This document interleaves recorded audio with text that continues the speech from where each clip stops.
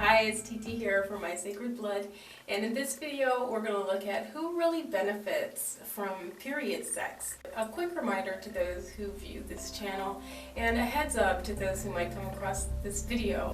At My Sacred Blood, the menstrual cycle is so much more than just that time of the month. It is everything. We value the beauty of menstrual blood, the power of the blood, the medicinal benefits, as well as the healing and the regenerative properties of menstrual blood. Even science has come to recognize, and it is already working with menstrual blood-derived stem cells or endometrial stem cells in regenerative medicine. And in the description below, you'll find a link to more information about that. So when I speak about menstrual blood here on this channel, I speak about it from a place of respect and honor, and I don't just look at it as something that's icky and dirty and painful and something that we just want to get over. It is so much more than that, and I just want to put that out there because recently one of the videos on this channel was flagged as inappropriate, and in that video I was talking about period sex and I gave a little demonstration. But we're going to skip the demo today and focus just on who's benefiting from period sex. You know, one of the most common misconceptions about menstruation is that it is the beginning of the menstrual cycle. In fact, menstruation notes the end of the cycle. The actual beginning of the cycle is what's known as the post-menstrual stage. It's at this stage of the cycle where the pituitary gland begins to release FSH, or follicle-stimulating hormones, and these hormones are what help the egg to mature. At the intermenstrual phase, the ripened egg is then released from the follicle and it makes its way down the fallopian tube.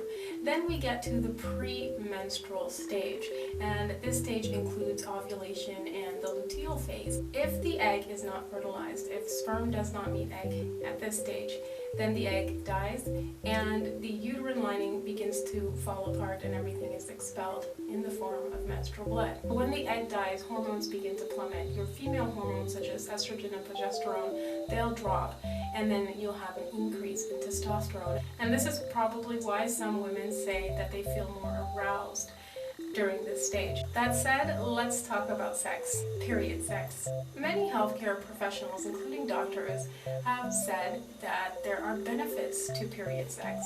And two of the most commonly stated benefits are, one, with orgasm comes the release or an increase in endorphins. And endorphins are natural hormones and painkillers, pain relievers. So these endorphins, theoretically, are supposed to help to relieve or alleviate menstrual cramps. The second claim is that with an orgasm, the uterine muscles will begin to contract.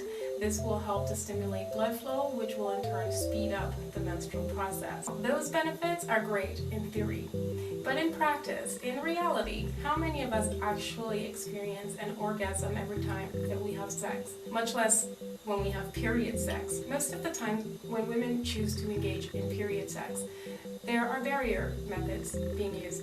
A menstrual cup, a cervical cap, or a diaphragm.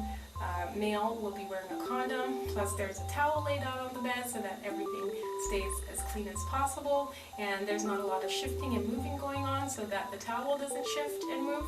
So with all of that in play, is it really possible to experience an orgasm? I'm going to argue that if you take all of that into consideration, an orgasm is going to be a little bit more difficult to achieve. There is actually a way to achieve an orgasm during sex while you're menstruating, but I am not going to mention it here because I don't want this video to be flagged as inappropriate. So we'll leave that alone for a future video. For now, taking all that into account, who really benefits from period sex? While you have no orgasm and therefore no benefits, your partner will have had sex, will have had an orgasm, and will probably have a good night's sleep while you're busy doing the laundry. Okay, so that's the bad news, but there are alternatives.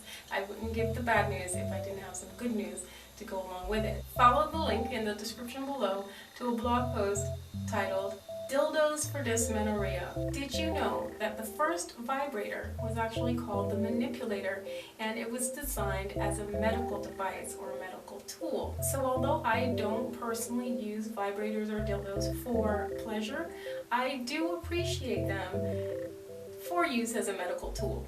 And here are some of the benefits. 1, they vibrate. 2, they hit all the right spots. 3, you can go for as long as you want. You can even lay down in bed with your hot water bottle and your vibrator between your legs. And if nothing else, it'll be a great distraction. Number 4, if you get one that's waterproof, you can take it into the shower and it'll be less mess, of course. And if you take all that into account, chances are you may just achieve an orgasm and stand to gain all of the benefits that go along with that orgasm. So who benefits from period sex? Well, it depends on who or what you're having period sex with. I hope that helps. Thanks for watching, and I will see you in the next one.